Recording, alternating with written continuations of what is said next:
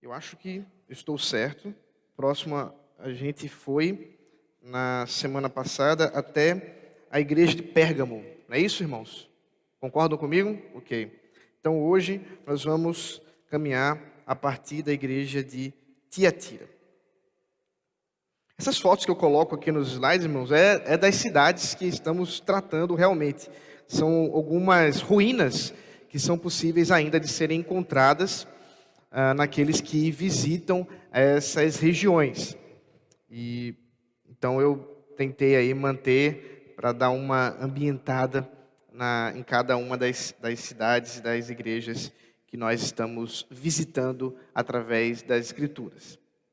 Então, nós vamos caminhar agora a partir da igreja de Tiatira, só para lembrar os irmãos aquilo que falamos na semana passada. As 7 cartas do Apocalipse, essas 7 cartas, as 7 igrejas que estão ali reunidas na Ásia Menor, elas são cartas realmente literais que o apóstolo João foi ordenado por Jesus Cristo para enviar para essas cidades, para essas igrejas que estavam passando por situações históricas específicas, mas que aprove ao Senhor que as situações, as circunstâncias que essas igrejas estavam vivenciando, elas representam, e o número 7 é emblemático nesse ponto, elas representam muito bem o caso não só destas igrejas, mas o caso de todas as igrejas de todos os tempos da história da redenção que o próprio Deus está trazendo. Portanto, essas 7 igrejas, quando a gente estuda as cartas, quando a gente estuda o que elas estão vivendo e também aquilo que Jesus fala para elas, nós não estamos falando apenas daquele momento histórico, mas estamos falando também de nós mesmos. Nós estamos falando também das nossas próprias lutas, das nossas próprias circunstâncias, de questões que estamos vivenciando hoje, porque de uma certa forma, as lutas, os embates, as perseguições que a igreja enfrenta é uma coisa que perpassa a história. Não é uma coisa que ficou naquele tempo, mas a igreja tem lutado, tem batalhado e tem vencido pelo Evangelho desde o primeiro século e continua até hoje pelo mesmo poder, o poder do Espírito Santo, pela presença do Senhor Jesus ressurreto e vitorioso. É isso que nós encontramos nessas 7 cartas, cada uma com seus detalhes, com suas nuances, mas todas elas apontando também para a nossa vida, também apontando para a vida da nossa igreja aqui em Casa Caiada. Nós observamos também que elas estão organizadas em 3 grupos, que envolvem círculos concêntricos, quer dizer, você tem um grupo externo, né, uma parte externa, que diz respeito à igreja de Éfeso e à igreja de Laodiceia, que estavam enfrentando uma possibilidade forte de apostasia. Depois você tem 2 igrejas fiéis, que é a igreja de Esmirna e a igreja de Filadélfia, igrejas que o Senhor Jesus elogia e vê a persistência, a perseverança dessas igrejas. E você tem 3 igrejas no meio que estão numa espécie de situação mais complexa, né? Elas têm uma situação de perseguição e de fidelidade, mas também de infidelidade. E nós vamos ver como é que isso vai se mostrar, né? Nós vamos observar, inclusive, que se fôssemos escolher, talvez nós com o nosso apelo romântico, nós não colocaríamos a igreja de Laodiceia como a última, porque é para Laodiceia que o Senhor Jesus tem as palavras mais duras de todas as 7 cartas, o que aponta realmente para todo o apelo e toda a exortação das 7 cartas, que é um chamado ao arrependimento e à perseverança. Mas a gente chega lá. Então, vamos agora para o capítulo 2, versículo 18. E resumindo o que nós encontramos na igreja da cidade, né, da igreja de Tiatira, nós temos o seguinte: Cristo elogia a igreja de Tiatira pelas suas obras cristãs de testemunho, condena pelo seu espírito permissivo de compromisso idólatra e exorta a superar isso para que não seja condenada, mas herde o governo escatológico junto com Cristo. Então, vamos ver isso com calma, primeiro fazendo a leitura do texto. Ao anjo da igreja em Tiatira, escreva: essas coisas diz o Filho de Deus, que tem os olhos como chama de fogo e os pés semelhantes ao bronze polido. Conheço as obras que você realiza, o seu amor, a sua fé, o seu serviço, a sua perseverança, as suas últimas obras, mais numerosas do que as primeiras. Tenho, porém, contra você o fato de você tolerar que essa mulher, Jezabel, que se declara profetisa, não somente ensine, mas ainda seduza os meus servos a praticar prostituição e a comer coisas sacrificadas aos ídolos. Dê-lhe tempo para que se arrependesse, porém ela não quer se arrepender da sua imoralidade. Eis que farei com que fique acamada e trarei grande tribulação aos que com ela adulteram, caso não se arrependam das obras que ela incita. Matarei os seus filhos e todas as igrejas saberão que eu sou aquele que sonda mentes e corações, e retribuirei a cada um de vocês segundo as suas obras. Digo, porém, aos demais de Tiatira, a todos aqueles que não seguem essa doutrina e que não conheceram, como eles dizem, as coisas profundas de Satanás: não porei outra carga sobre vocês, tão somente conservem o que vocês têm até que eu venha. Ao vencedor, que guardar até o fim as minhas obras, eu lhe darei a autoridade sobre as nações, e o cetro de ferro as governará e as seduzirá a pedaços como se fossem objetos de barro, assim como também eu recebi a autoridade de meu Pai.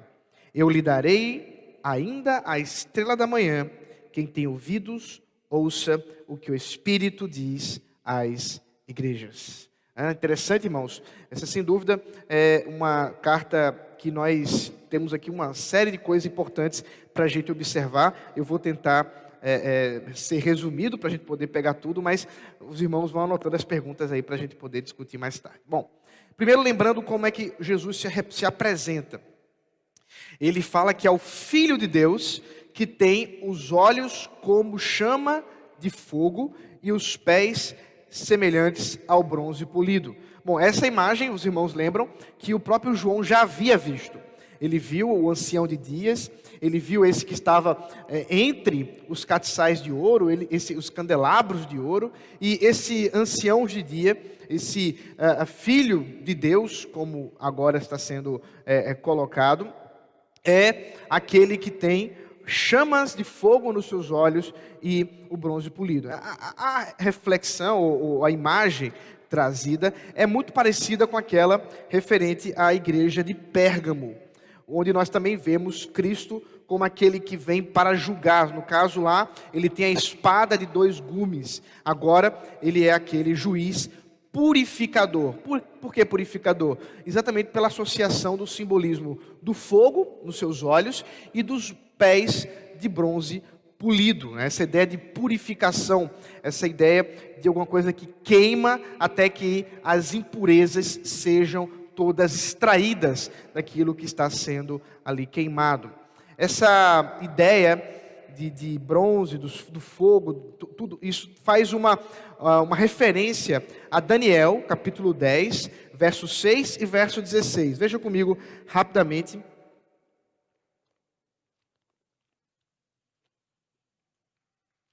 Daniel 10, 6.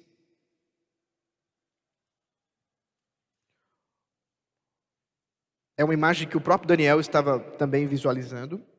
O seu corpo era como berilo, o seu rosto parecia um relâmpago, os seus olhos eram como tochas de fogo, os seus braços e os seus pés brilhavam como bronze polido, e a voz das suas palavras era como o barulho de uma multidão. E o versículo 16 também. Então, um ser semelhante aos filhos dos homens me tocou os lábios e passei a falar. Então perceba que João está fazendo referência à visão, à própria visão, a mesma coisa que Daniel já havia visualizado. Esse filho dos deuses, esse filho de Deus. Muito provavelmente, queridos, O Senhor Jesus se apresenta dessa forma como o verdadeiro Filho de Deus, por causa da característica específica da cidade de Tiatira, uma cidade que se orgulhava pela adoração aos filhos de Zeus. Lembra que na mitologia grega, nesse grande panteão de deuses da mitologia grega, você tem a adoração aos filhos de Zeus. Zeus é o pai de todos. Zeus é aquele que através dele que os outros deuses vieram a existir. E essa concepção de filiação da divindade está associada a essa mitologia, mas também é importante lembrar ao imperador.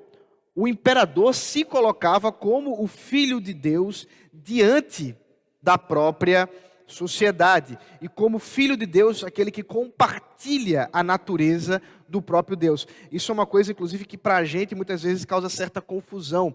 Nós vamos ver até algumas seitas que dizem assim, não, se ele é filho de Deus, logo ele não é Deus.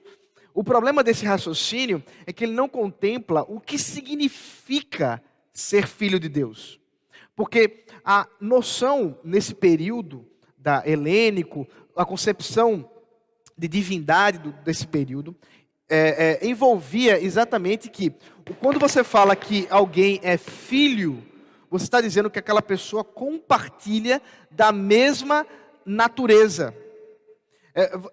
Para ilustrar isso, você vai lembrar, mesmo que você nunca tenha estudado mitologia grega, nunca tenha lido nenhum tipo de tragédia ou mito da literatura helênica, você certamente já deve ter assistido o filme da Disney, o desenho da Disney, Hércules. E você vai lembrar que esse personagem, ele é filho de Zeus, juntamente com uma humana. E é por isso que ele é um semideus. Por quê? Porque ele compartilha da natureza da sua mãe e do seu pai. No caso, ao dizer que o Senhor Jesus, quando a Escritura fala dessa terminologia, ele é filho de Deus, isso significa que ele é Deus. Por quê? Porque ele é da substância do próprio Deus. Ele tem a mesma substância, ele compartilha da substância do próprio Deus. Ele não compartilha, inclusive, da substância de sua mãe, por causa exatamente da forma como ele foi concebido, não por meios naturais, mas de forma milagrosa, bem diferente da forma como os gregos concebiam essas concepções por meio das divindades. Não tem absolutamente nada a ver com isso. Então, quando Jesus se apresenta como aquele que é o Filho de Deus, ele está fazendo uma resposta àquela igreja daquilo que é adorado entre os povos daquela região. E nós vamos ver que isso já estava afetando a igreja, porque havia pessoas que estavam se contaminando com o paganismo. Estava se contaminando com a adoração do Império Romano e dos deuses daquela cidade. Quando ele fala ser o Filho de Deus, e depois as palavras que vão ser ditas até mesmo em relação à promessa do vencedor, aquele que vai com ele reger com o cetro de ferro, João está fazendo referência ao Salmo 2, um salmo que para mim, inclusive, é um dos mais bonitos do Saltério. Veja comigo, por favor, Salmo de número 2. Um salmo de entronização do Messias e que mostra quem é o verdadeiro Filho de Deus. Salmo de número 2. Deixa eu só abrir aqui para ler para vocês. O que também tem muito a ver com a situação de perseguição que eles estavam vivenciando. Por que se enfurecem as nações e os povos imaginam coisas vãs? Os reis da terra se levantam e as autoridades conspiram contra o Senhor e contra o seu ungido, dizendo: vamos romper os seus laços e sacudir de nós as suas algemas. Aquele que habita nos céus dá risada, o Senhor zomba deles. Na sua ira, a seu tempo, lhes falará, e no seu furor os deixará apavorados, dizendo: eu constituí o meu rei sobre o meu santo monte Sião. O rei diz: proclamarei o decreto do Senhor. Ele me disse: você é meu filho, hoje eu gerei você. Peça e eu lhe darei as nações por herança, e as extremidades da terra por sua possessão. Com uma vara de ferro você as quebrará e as despedaçará como um vaso de oleiro. Agora, pois, ó reis, sejam prudentes, deixem-se advertir. Juízes da terra, sirvam o Senhor com temor e alegrem-se nele com tremor. Beijem o filho para que não se irrite e não pereçam no caminho, porque em breve se acenderá a sua ira. Bem-aventurados todos os que nele se refugiam. Então perceba que é um salmo de esperança para os que estão em Cristo, mas mostra também a soberania, o governo e até, talvez para os ouvidos menos preparados, uma grande surpresa em Deus zombar de pessoas. Para nós que temos uma concepção tão ascética, né, tão impassível, um Deus que não tem, né, sentimentos, aquela coisa toda, fica até meio estranho pensar em Deus que zomba, mas é o que o texto está dizendo. Deus está zombando, dando risada daqueles que pensam que podem de encontro aos seus planos, que podem contrariar a sua soberania. E ele, por outro lado, estabelece aqui um governo dele com grande domínio, com grande poder, ele como Filho de Deus. E aqui descreve isso através da vara de ferro que despedaça o vaso. Uma coisa interessante também, e é por isso que o caso da igreja de Tiatira é um caso também de missões, de proclamação do Evangelho, porque o versículo 8 fala sobre isso. Peça e eu lhe darei as nações por herança, e as extremidades da terra por sua possessão. Então, eu não sei se você já pensou nesse texto aqui como se fosse a igreja que estivesse orando, né? Ah não, veja aqui, ó, a Bíblia fala, se você pedir, Deus vai nos dar as nações por herança. Se você já fez isso, se você já ouviu isso, isso é um equívoco interpretativo. Você está vendo quem é as heranças? A herança, quem é o herdeiro? Quem é o herdeiro aqui? Quem é o herdeiro, gente? Jesus. Ele é o herdeiro. Ele que vai pedir ao Pai para que ele receba as nações por herança. Por quê? Porque é através dele que as nações se renderão e serão salvas e abençoadas. Então, o imperativo missionário aqui tem a ver com a Missio Dei, né? Tem a ver com o imperativo do próprio Deus em estabelecer para si mesmo uma meta de alcançar as nações por herança. E no caso, o Senhor Jesus é o grande herdeiro. E nós somos os co-herdeiros, vamos ver isso através da promessa no finalzinho aqui do texto. Mas vamos voltar para o texto lá em Apocalipse. Agora, nós vemos o elogio, né? Veja comigo aqui. Ele diz que conhece as obras que eles realizam, o amor, a fé, o serviço, a perseverança, as últimas obras mais numerosas que as primeiras. Então veja, é uma igreja que tem dado frutos. É por isso que tem tudo a ver com essa ideia de proclamação do Evangelho. Diferente da igreja de Éfeso, que abandonou o primeiro amor, essa tem não só não abandonou o primeiro amor, como o amor dela tem sido multiplicado. Ela tem alcançado ainda mais um ímpeto de evangelizar, de alcançar pessoas, de proclamar o Evangelho. Ela tem sido fiel no amor, na fé, no serviço e sendo perseverante, né? Perseverando diante dessa perseguição. Portanto, uma grande disposição em dar testemunho fiel, apesar da perseguição. Esse é o caso da igreja, isso é o que a igreja tem feito. Ao mesmo tempo, no entanto, há um grupo. Perceba que a carta, apesar de referir-se, né, ao anjo, e até Albérico mandou uma mensagem para mim, deixa eu fazer uma breve explanação sobre esse ponto aqui.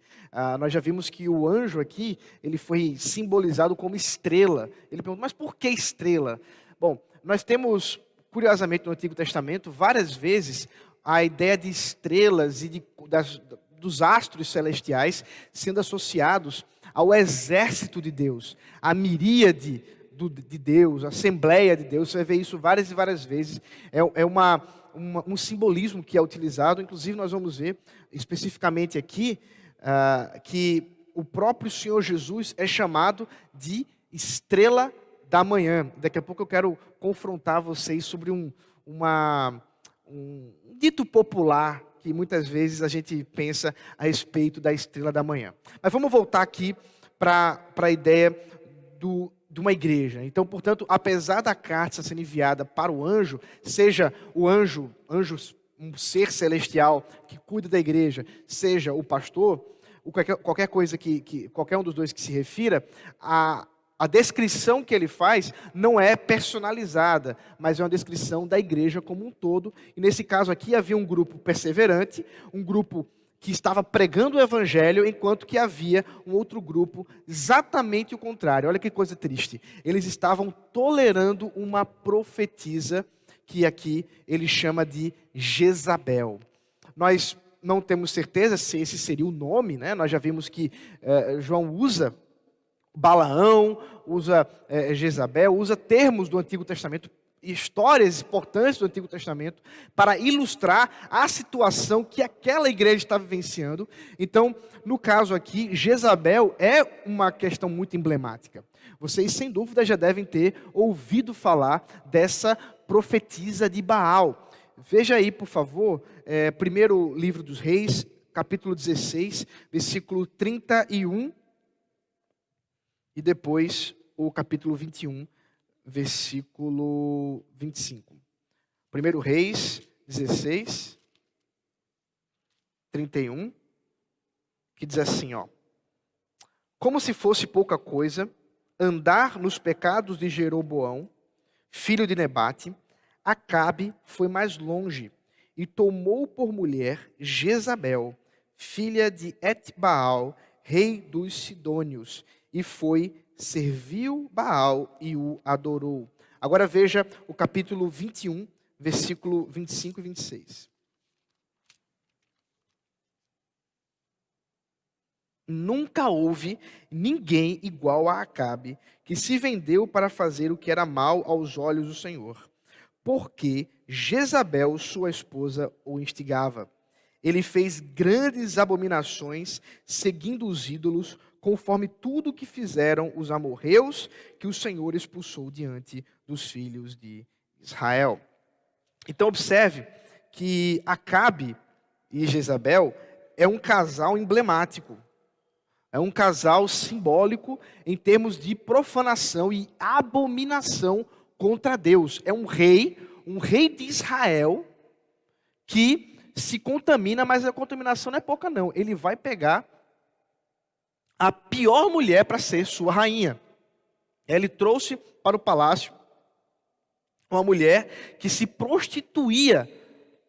E aí a ideia de prostituição aqui são duas coisas, tá, gente? A ideia de prostituição aqui tem a ver com a questão sexual, mas também, especialmente, tem a ver com a questão de paganismo mesmo, de uma profanação do culto verdadeiro a Deus com a ideia de prostituição. Então, dentro da linguagem bíblica, é muito comum quando o culto ele é profanado, quando são acrescentados elementos estranhos ao culto a Deus, chamar de adultério, chamar de profanação, chamar de prostituição. Então, o caso aqui é grave, porque essa mulher, seja lá quem ela fosse, em termos de pessoa, indivíduo histórico, uma vez que João emblematicamente traz o tema de Jezabel, ela estava ensinando e seduzindo os líderes da igreja. E exatamente o problema é, primeiro, que ela estava ensinando, e segundo, que ela estava seduzindo. São dois problemas. Aqui a gente recorre, inclusive, à terminologia, a palavra ensino, a única vez que ela surge. Agora, não, posso estar errado, talvez a única ou talvez tenha mais outra, mas eu acredito que é a única mesmo. A única vez que a palavra ensino surge para falar de um trabalho que uma mulher exerce de um ministério feminino de ensino no Novo Testamento é Jezabel.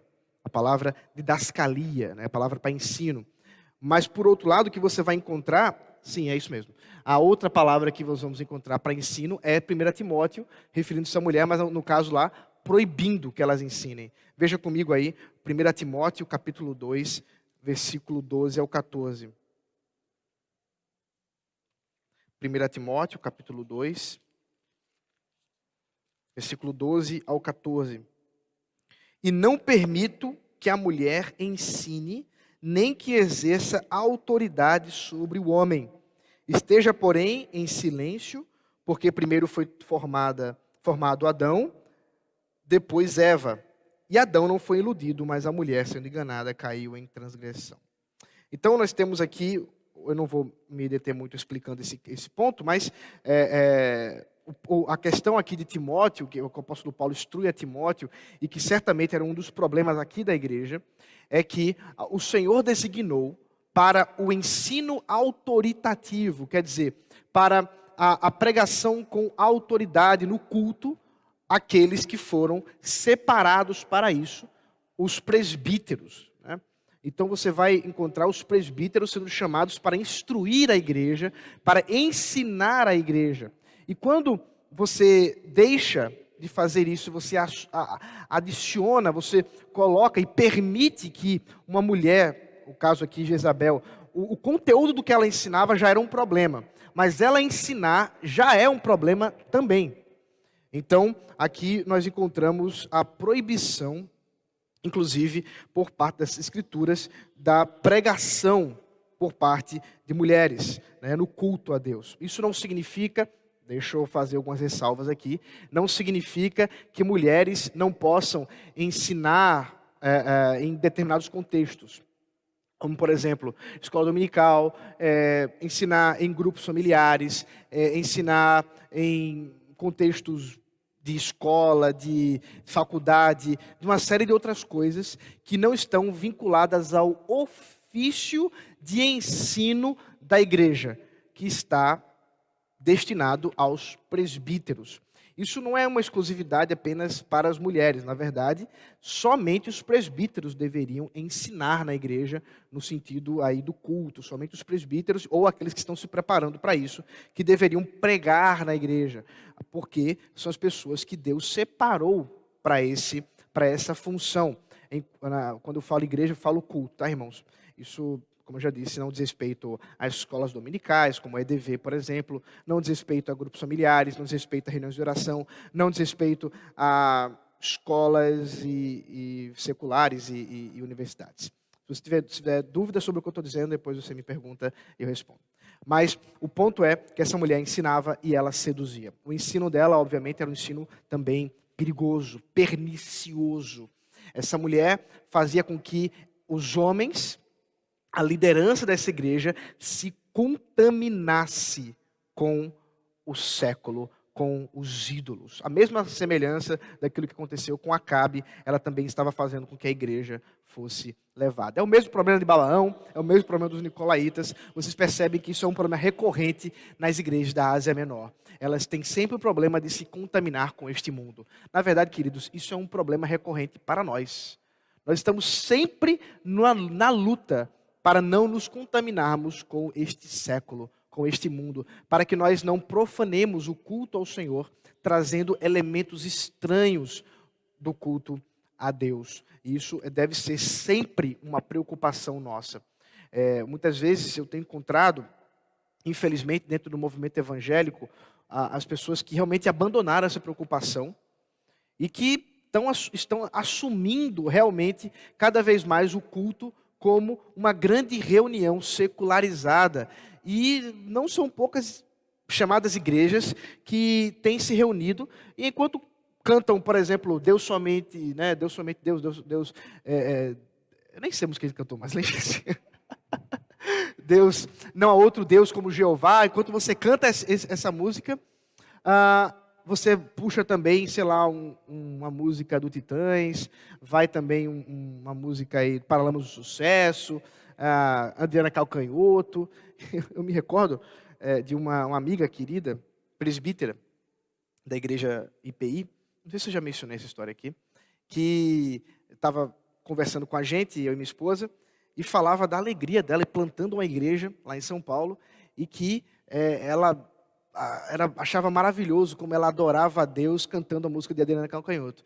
Então, são essas coisas assim que contaminam realmente o culto. Né? Se você não sabe quem é Adriana Calcanhoto, depois dá um Google. Eu sei que talvez os mais jovens tenham dificuldade, não sei. Mas talvez eu devia falar do passinho, né? Se ele colocar o passinho no culto, não sei. Bom, o ponto é que contaminação do culto é um problema da igreja sempre. A igreja está sempre sendo bombardeada por isso. Por quê? Porque nós estamos inseridos nesse mundo. Nós estamos vivendo esse mundo.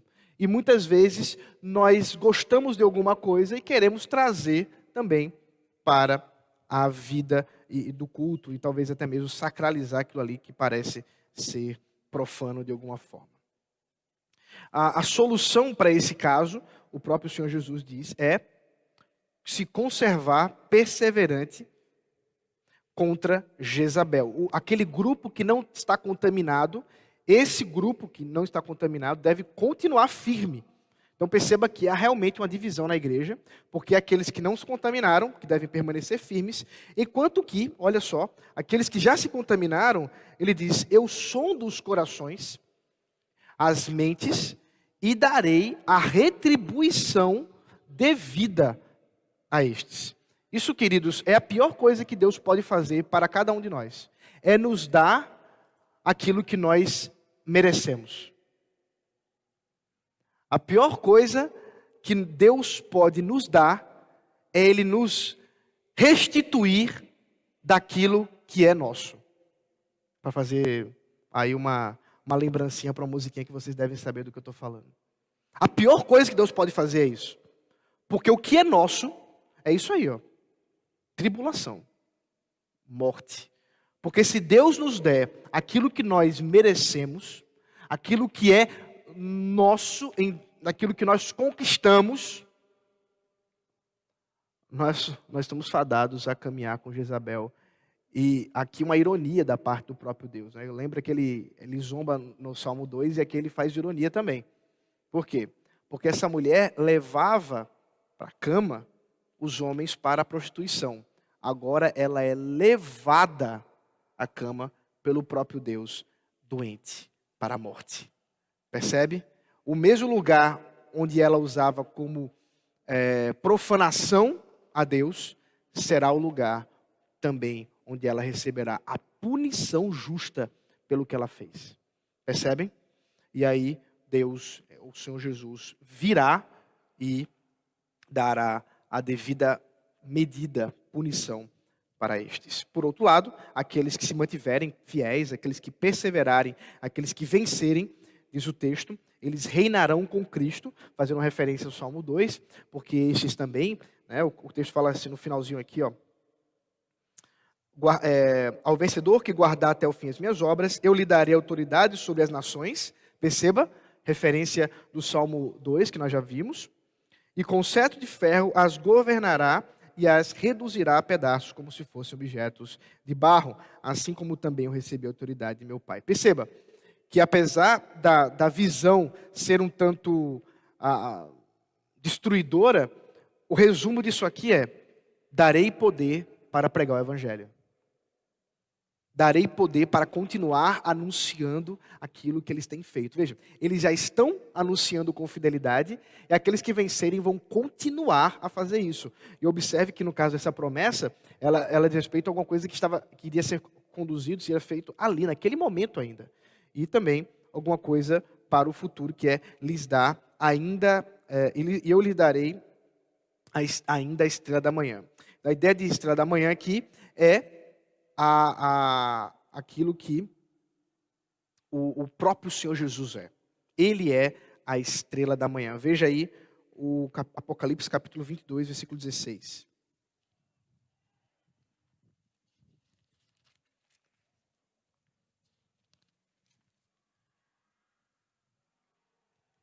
Eu, Jesus, enviei o meu anjo para dar testemunho dessas coisas a vocês, nas igrejas. Eu sou a raiz e a geração de Davi, a brilhante estrela da manhã. Queridos, estrela da manhã era uma expressão usada nesse período para se referir ao planeta Vênus, ao que nós hoje chamamos planeta Vênus. Porque, em termos astronômicos, né, o planeta Vênus ele é visto antes do Sol. Você tem ali, do Sol como um todo aparecer, você consegue ver Vênus. É como se ele estivesse anunciando a manhã. É como se ele estivesse pré-anunciando que está vindo a luz do Sol. E por isso, ele está, a estrela da manhã, o planeta Vênus, né, está carregado de simbolismo dentro daquele tempo, daquele período, onde as pessoas atribuíam aos deuses esse poder, né, de trazer a luz. Vocês devem lembrar que na mentalidade pagã, quando o sol deixava de brilhar, havia uma batalha cósmica para que o sol voltasse a brilhar. E a estrela da manhã é como se anunciasse que houve vitória. Então dá essa ideia de poder, de vitória, de domínio, de glória, de inclusive anúncio da vinda do próprio Deus, do próprio Jesus Cristo. Portanto, ele se coloca como a própria estrela da manhã, lembrando que isso obviamente é um simbolismo, não é que Jesus é o planeta Vênus. Mas tem uma coisa curiosa, e eu quero brincar com vocês aqui, no sentido de desmistificar uma questão que talvez para vocês seja algo claro como as águas mais cristalinas. Bom, vamos lá.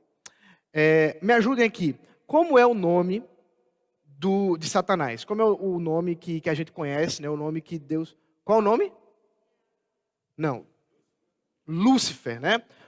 Tradicionalmente, nós dizemos que o nome do diabo é Lúcifer. Você já viu isso na Bíblia, em algum lugar? Você sabe qual versículo que fala sobre isso? Se você souber, ela pode levantar a mão. Eu vou dizer que você é mentiroso, claro.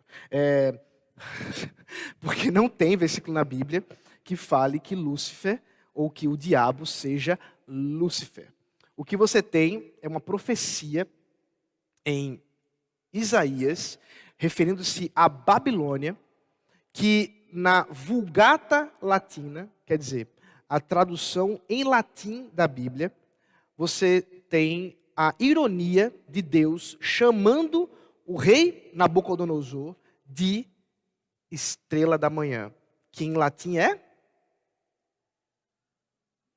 Lúcifer. Lúcifer é uma das palavras, estrela matutina é uma outra palavra, para designar a tal estrela da manhã, o tal planeta Vênus. Você tem essa profecia em Isaías, eu não me recordo agora o capítulo, eu estou falando isso de improviso, tá, gente? Você tem Isaías profetizando contra Nabucodonosor. Você pode até atribuir aquela profecia ao diabo, mas não tem nada a ver com o nome do diabo. Ainda que fosse, eu não acho que seja, a profecia eu não acho que ela contemple Satanás, eu acho que está falando a Nabucodonosor mesmo. Mas ainda que se referisse ao diabo, não estaria falando de nome, estaria falando ironicamente do que ele pensa ser a estrela da manhã. Se você achar a profecia de Isaías, pode gritar aqui. Não sei se alguém já está procurando aí. Isaías 14. Isaías 14 quanto? É o versículo 1? 22? Olha aí, ó. Só para dizerem que eu não estou mentindo.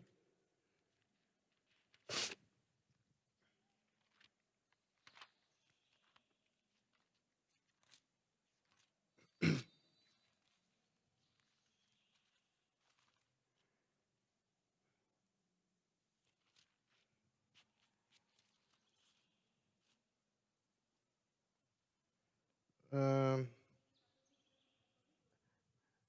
14, 12, né? Certo. Veja como você caiu do céu, ó estrela da manhã, filho da alva. Isso, pronto. Aí essa estrela da manhã aqui, em latim, é Lúcifer. Mas o texto não está falando de nome próprio, até porque, gente, no céu não se fala latim. Já tinham percebido isso? Não? Tá. Então, Lúcifer não é o nome de Deus. Ou melhor, do diabo, desculpe. Lúcifer não é o nome do diabo. Entenderam isso? Lúcifer não é o nome do diabo. O que frustra, né, muitas seitas e vai frustrar também muita gente que vive em busca de misticismo, desses cultos. Não, você viu que tem um pessoal aí que está adorando a Lúcifer e tal. Pois é, então eles estão adorando alguém que eles não sabem nem do nome, né? Agora, a coisa curiosa é que é o seguinte, é que 1 Pedro, deixa eu ver se eu acho aqui. 1 Pedro, não me lembro agora qual capítulo e o versículo, mas alguém procure aí, a Estrela da Manhã no livro de Pedro. Você tem, curiosamente, a palavra Lúcifer aparecendo de novo. Agora, vocês conseguem imaginar para quem está se referindo essa palavra? Para Jesus. Pedro, obviamente, mas o mesmo tradutor que traduziu, Isaías traduziu 1 Pedro em latim, atribuindo a palavra Lúcifer a Jesus Cristo. No caso de Apocalipse, a palavra latina que nós vamos encontrar é Stella Matutina, mas a ideia é a mesma. Então, vamos escandalizar vocês agora. Então, Lúcifer, na verdade, é Jesus. Jesus é Lúcifer, né, gente? Glória a Deus por isso. Então, eu sei que isso é extremamente estranho, né, para a gente falar, mas é simplesmente uma questão de nomenclatura. É claro, Jesus não tem por nome Lúcifer, nem o diabo. Lúcifer é apenas uma referência a Vênus. Alguém achou? 1 Pedro? Ou é 2? É 2 Pedro, né? Quanto? 19. 2 Pedro 1,19. Depois você vê aí, você vai encontrar, até que nasça no coração de vocês a estrela da manhã, é como diz o texto. Bom, vamos caminhar mais um pouco, senão eu fico divagando aqui sobre coisas que nem tem no texto e a gente não termina a nossa exposição. Se você tiver pergunta sobre esse assunto, anota aí, guarda aí. Então vamos lá para o capítulo 3, verso 1 ao 6. Agora para a igreja de Sardes. Cristo condena a igreja de Sardes pela sua falta de testemunho e a sua transigência, e exorta a vencer para que herde as bênçãos da salvação. Vamos ler o texto. Ao anjo da igreja em Sardes, escreva: estas coisas diz aquele que tem os 7 Espíritos de Deus e as 7 estrelas. Conheço as obras que você realiza, que você tem fama de estar vivo, mas está morto. Fique vigiando e fortaleça o restante que estava para morrer, porque verifiquei que as obras que você realiza não são íntegras na presença do meu Deus. Lembre-se, pois, do que você recebeu e ouviu, guarde-o e arrependa-se. Se você não vigiar, virei como ladrão, e você de modo nenhum saberá em que hora virei contra você. Mas você tem aí em Sardes umas poucas pessoas que não contaminaram as suas vestes.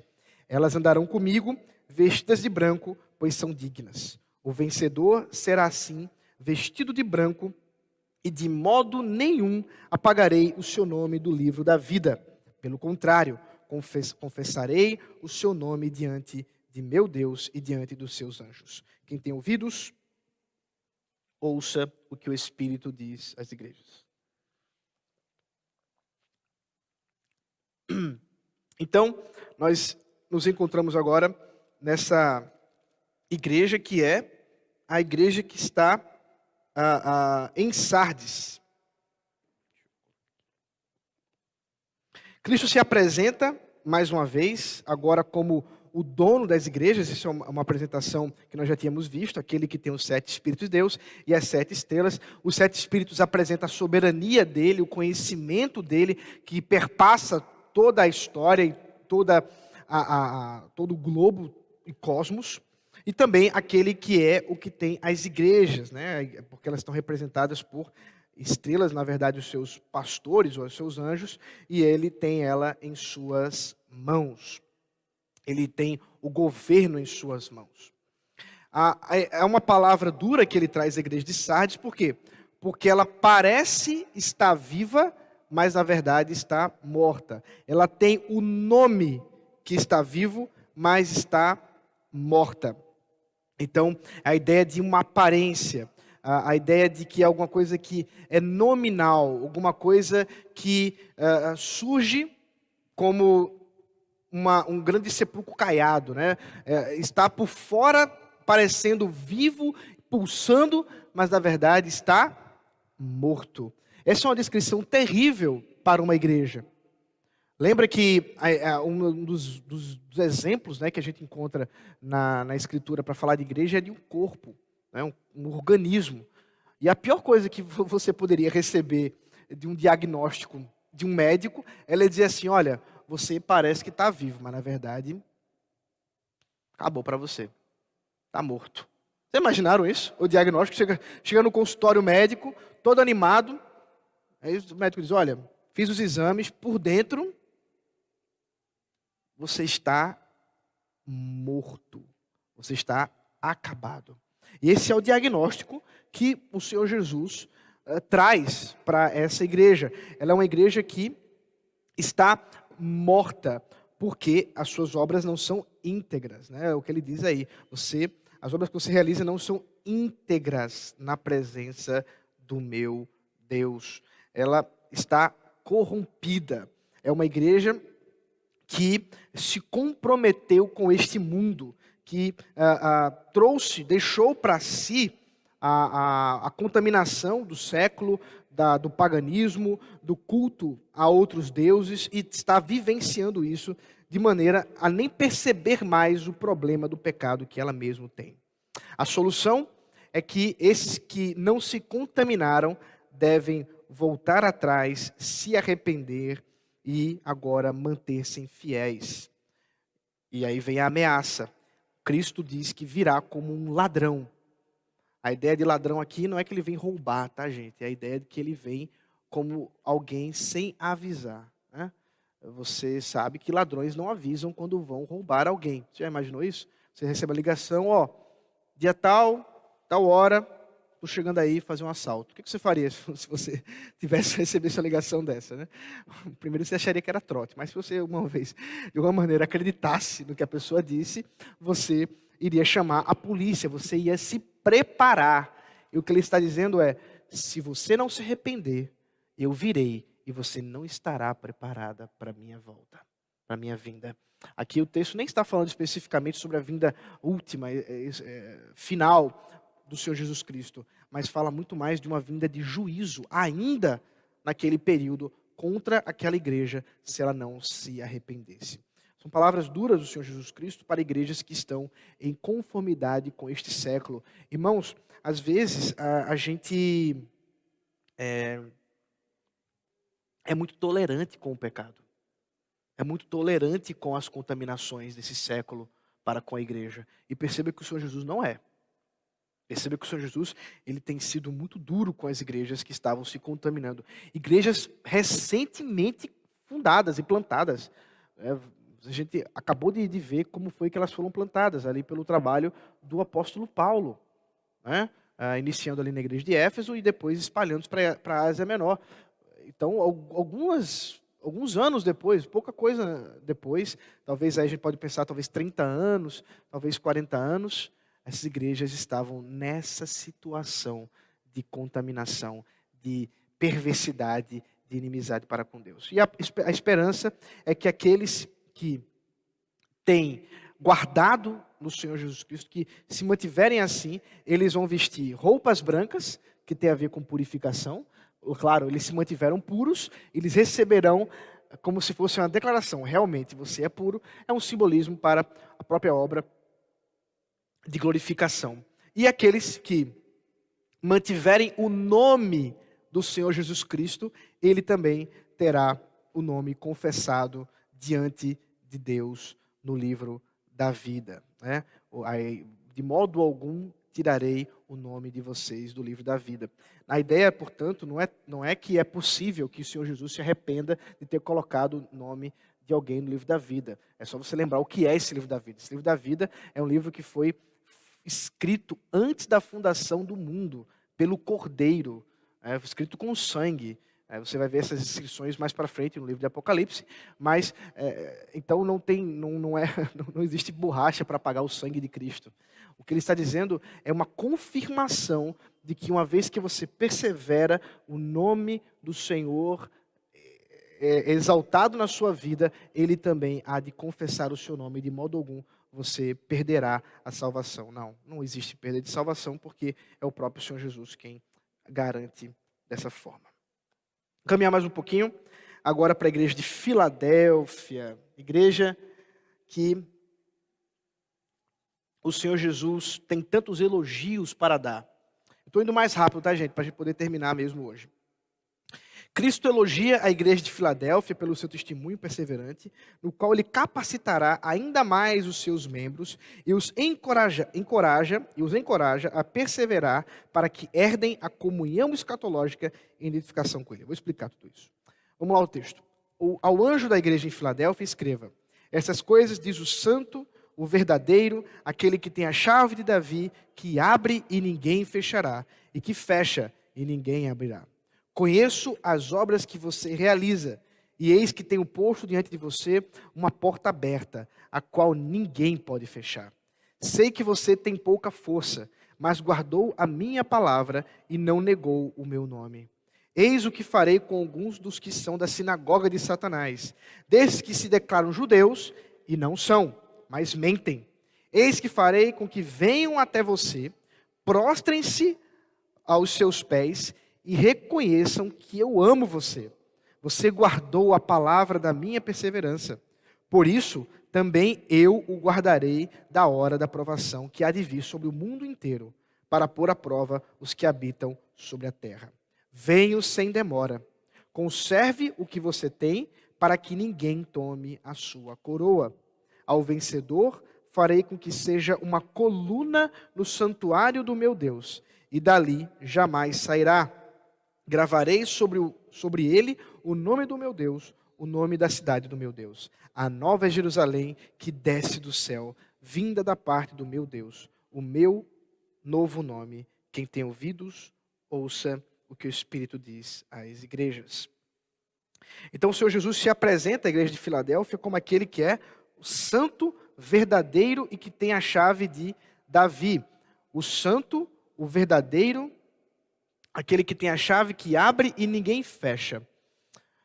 Veja, ao se apresentar como santo e verdadeiro, ele está lembrando a essa igreja quem é realmente o próprio Deus, aquele que detém a verdade, aquele que naquele que não há mentira. E você vai ver que ele vai contrastar aqueles que adoram a verdade, ao Deus da verdade, que é Jesus Cristo, e aqueles que estavam adorando a Satanás, que é o Deus da mentira. E que no caso aqui específico eram judeus que estavam provocando, né, uma tribulação contra a igreja, que estavam perseguindo a igreja. Esses são chamados carinhosamente de sinagoga de Satanás. Uma palavra muito dura para se referir a alguém. Isso já foi falado outra hora, Jesus já tinha dito isso, e agora ele volta a repetir, referindo-se aos judeus que dizem ser judeus, mas não são e mentem. Por quê? Porque os verdadeiros judeus são aqueles que foram enxertados pela fé na grande árvore, nessa grande vida que é o santo e verdadeiro Deus. Mas ele também é aquele que tem a chave que abre e ninguém fecha, e que fecha e ninguém abre, que é uma referência a Isaías capítulo 22, referindo-se ao rei Eliaquim. Eliaquim é um rei que foi prometido, que está nas promessas de Isaías, e ele é como se fosse um tipo, né, um protótipo do Senhor Jesus Cristo. Vocês sabem o que é protótipo, né? Você faz um protótipo antes de fazer a obra completa, né? A gente pode, uma outra palavra é maquete, né? Você faz aquela maquete para mostrar como é que vai ficar, e depois você faz a coisa realmente verdadeira. E essa ideia, o Eliaquim, é o protótipo de Jesus Cristo como um rei que também a ele foi dada essa chave de Davi, porque tem a ver exatamente com a linhagem davídica, e vocês sabem, Jesus é da linhagem davídica. E ele tem realmente essa chave, que já foi inclusive dita na visão, que é a chave da morte e do inferno, porque ele tem a chave que abre, a chave que fecha, e nada pode impedir. É uma outra forma de falar de domínio, uma outra forma de falar sobre aquele que tem a soberania da vida e da morte. O elogio que ele fala é que essa igreja tem pouca força, mas tem mantido a porta aberta, né? Guardou o nome de Cristo e não o negou. Eles são fracos, talvez era uma igreja pequena, nós podemos imaginar talvez até mesmo uma igreja mais pobre, mas era uma igreja que estava se mantendo pura, fiel ao Senhor. E a essa igreja o Senhor Jesus tem elogios, e a exortação não pode ser outra senão continuar assim. Mantenha-se assim, guarde-se assim, para que ninguém tome a sua coroa. É a ideia de que continue nesse caminho, como vocês estão fazendo. E para continuar nesse caminho, eles têm que continuar vencendo a perseguição que esses da sinagoga de Satanás estavam trazendo. Esses que eram judeus, que se diziam judeus, melhor dizendo, mas são mentirosos. E para com esses, o Senhor Jesus avisa que virá em breve para julgá-los. Por fim, a promessa: Cristo guardará os crentes da perseguição e fará deles coluna do santuário, gravando o nome do próprio Deus neles.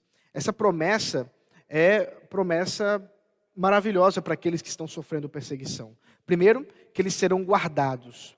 Veja, o guardar aqui não significa que eles não sofreriam perseguição. Perceba que em nenhum momento Jesus promete: olha, você não sofrerá perseguição. Em nenhum momento o Senhor Jesus diz: olha, você não sofrerá nessa vida. Você, pelo contrário, você vai comer do melhor dessa terra, vocês vão prosperar. Veja que Jesus não é um bom teólogo da prosperidade. Ele frustraria bastante a teologia coach ou qualquer coisa que seja. Jesus está dizendo: olha, mesmo em provação, mesmo em tribulação, vocês serão guardados. Eu vou cuidar de vocês.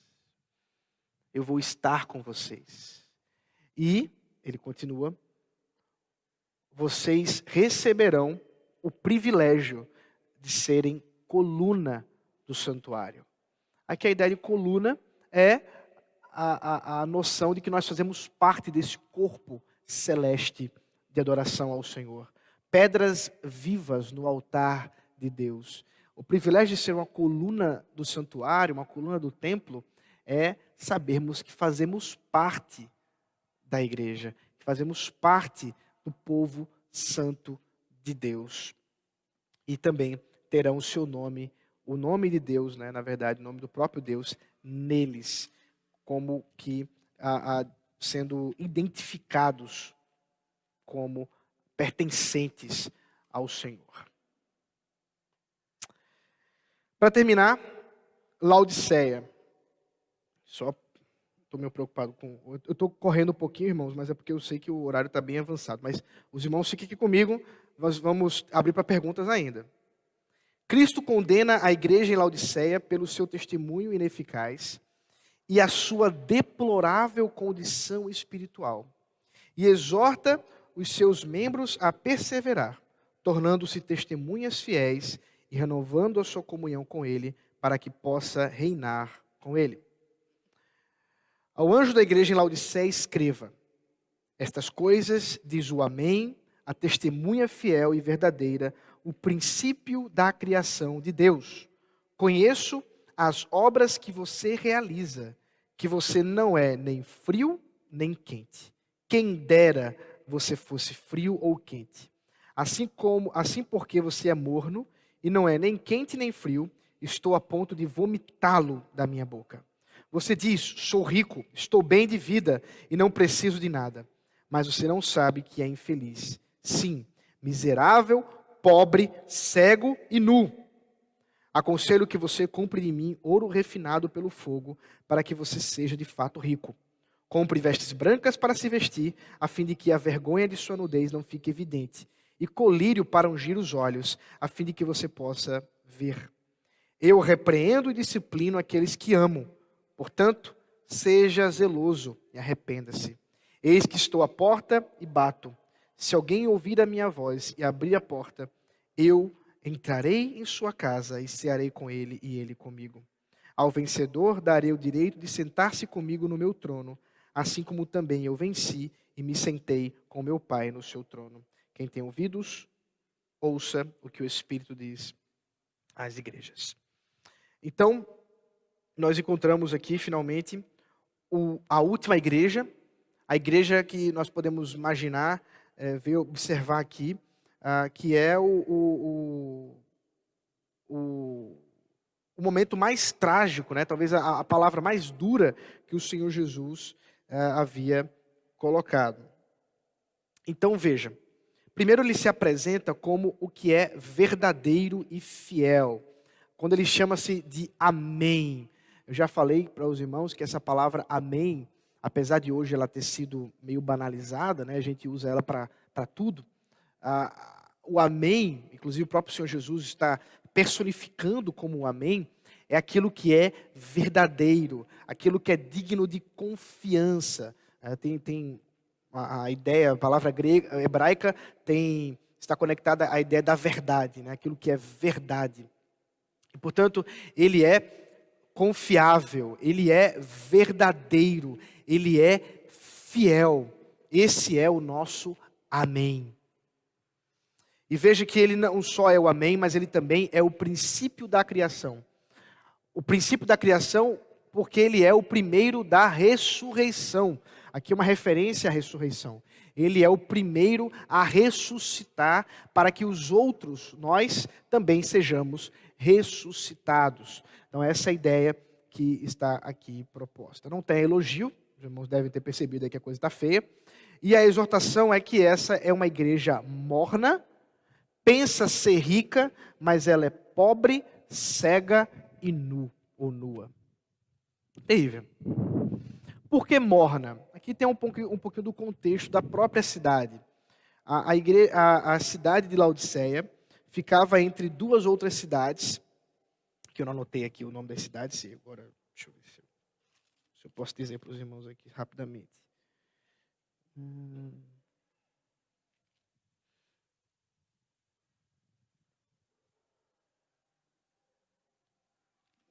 E eu não estou achando. Bom, é que eu estava um pouco no lugar errado. Deixa eu só ver o nome da cidade aqui para vocês.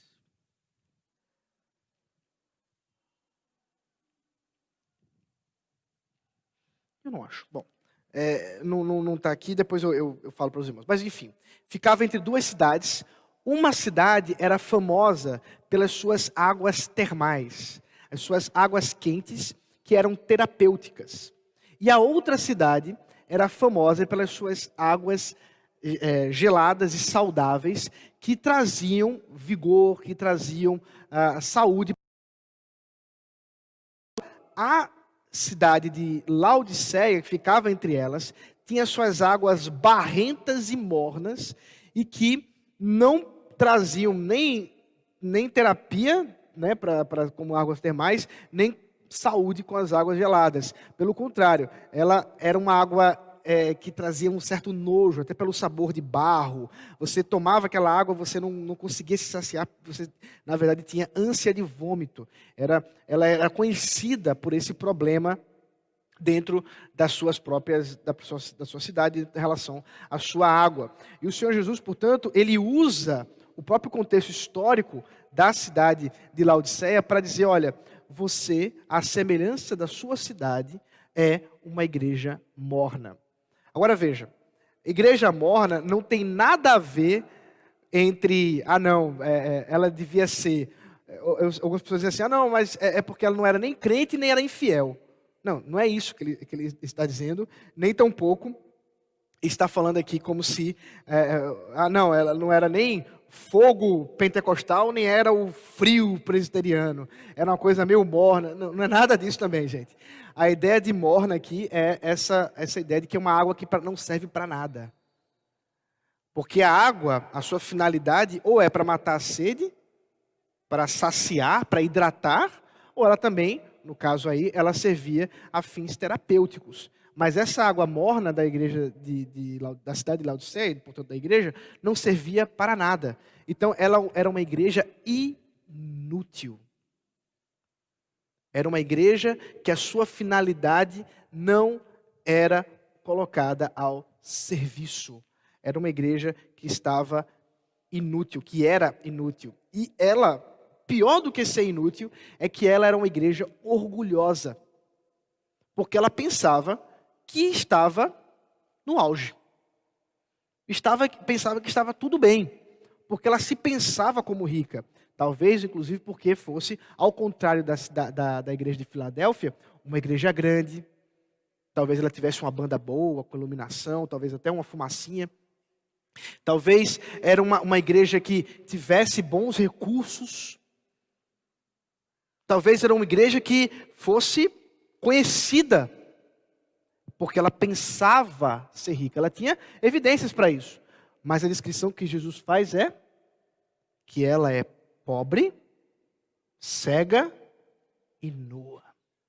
Ela está pobre, cega e nua.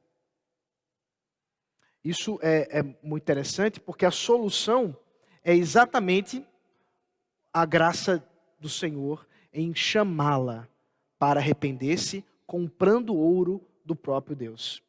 Aqui ele diz o seguinte: olha, você vai comprar de Cristo ouro refinado para que você possa ter vestes brancas e o colírio. Aí é um ponto interessante, porque a igreja, a cidade de Laodiceia era famosa pela sua escola de oftalmologia.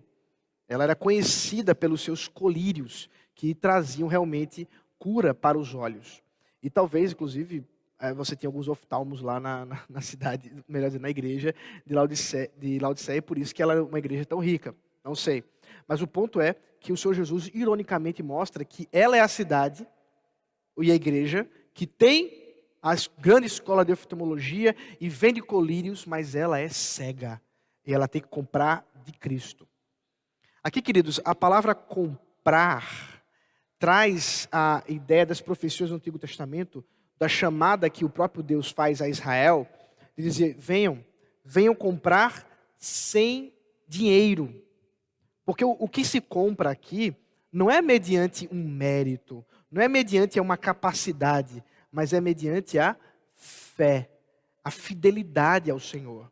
Então essa igreja, ela precisava arrepender-se do seu orgulho tolo, arrepender-se do seu caminho e da sua vida talvez autocentrada e inútil, para que se voltasse ao Senhor e dele comprasse verdadeiro dinheiro, ouro refinado, vestes brancas, dando a ideia de purificação, e inclusive o colírio, para que pudesse seus olhos ser abertos e ela pudesse inclusive contemplar a sua situação. A ameaça: eis que estou à porta e bato. Repreendo aqueles que amo. Apesar do Senhor Jesus estar sendo tão duro com essa igreja, ele diz: olha só, eu repreendo e disciplino aqueles que eu amo. Isso é interessante, porque o Senhor Jesus está sendo pesado, né? Talvez se nós estivéssemos recebendo uma carta dessa do Senhor Jesus Cristo, nós talvez ficássemos desencorajados e entristecidos, mas a carta também contém essa parte graciosa dele, dizendo: olha, eu amo vocês. Porque eu estou falando tudo isso porque eu amo vocês. Eu já disse para vocês que a pior coisa que Deus pode fazer é deixar-nos ao nosso próprio mérito, a nossa própria autonomia, a nossa própria vontade, os nossos próprios desejos, a pensarmos aquilo que nós queremos ou que nós achamos que temos. E não, ele não está deixando eles assim. Ele está batendo na porta dessa igreja.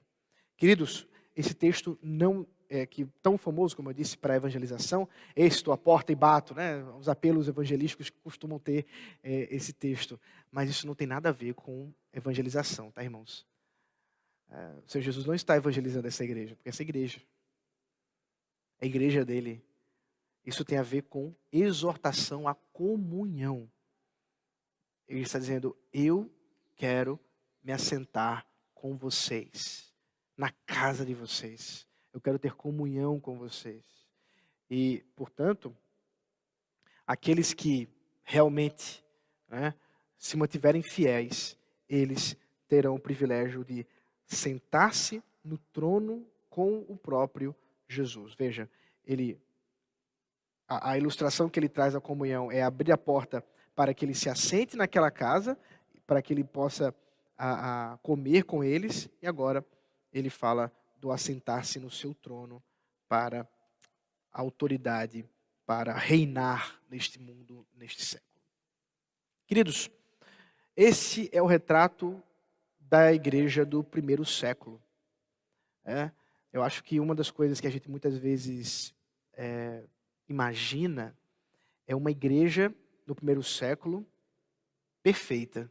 E muitas vezes a gente tem essa ilusão, mas eu espero que você já tenha refletido sobre isso na própria exposição do livro de Atos, dos problemas da igreja já apresentados no livro de Atos, muito associado, é claro, à perseguição, mas também aqui, ao vermos que as lutas, viu aí presbíteros da igreja de Casa Caiada, as lutas dos presbíteros das igrejas do primeiro século, eram as mesmas lutas nossas, viu? É gente infiel, é problema entre pessoas, são pessoas que não se mantêm com a fidelidade na palavra, é problema de ensino, de várias ordens, porque isso diz respeito também a nós e a nossa situação como igreja.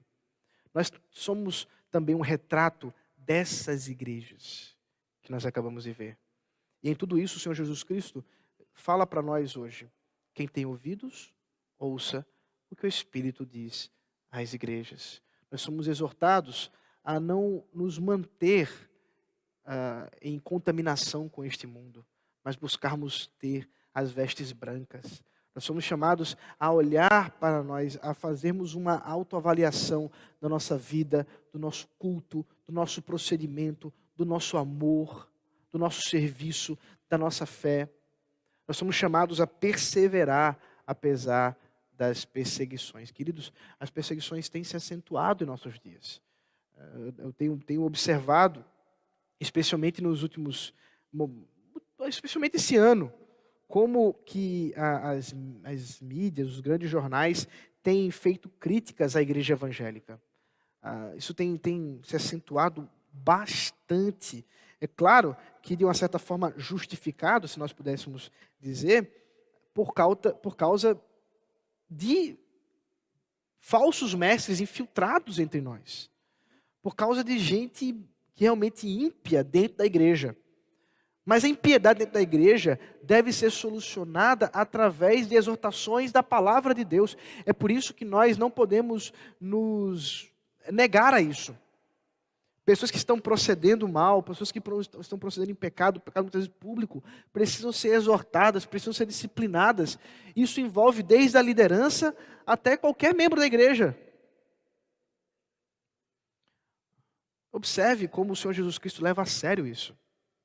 Mas também lembre-se do final, onde ele fala de que ele ama aqueles que ele disciplina, que ele ama aqueles que ele tem exortado. E se o Senhor possibilita que nós hoje estejamos estudando essa porção do texto, é também porque Ele está nos exortando hoje para lembrar-nos que Ele nos ama e Ele deseja que nós nos mantenhamos fiéis ao Senhor. Vamos orar, depois eu abro para perguntas. Senhor maravilhoso, obrigado pela Tua palavra bendita, pelas exortações e instruções dela. Abençoa, Senhor, meus irmãos e irmãs que acabaram de estudar e meditar nessas palavras e que elas possam ser frutificadas pelo Teu Santo Espírito e que possam ser ruminadas para a Tua glória. É o que te peço, em nome de Jesus Cristo. Amém.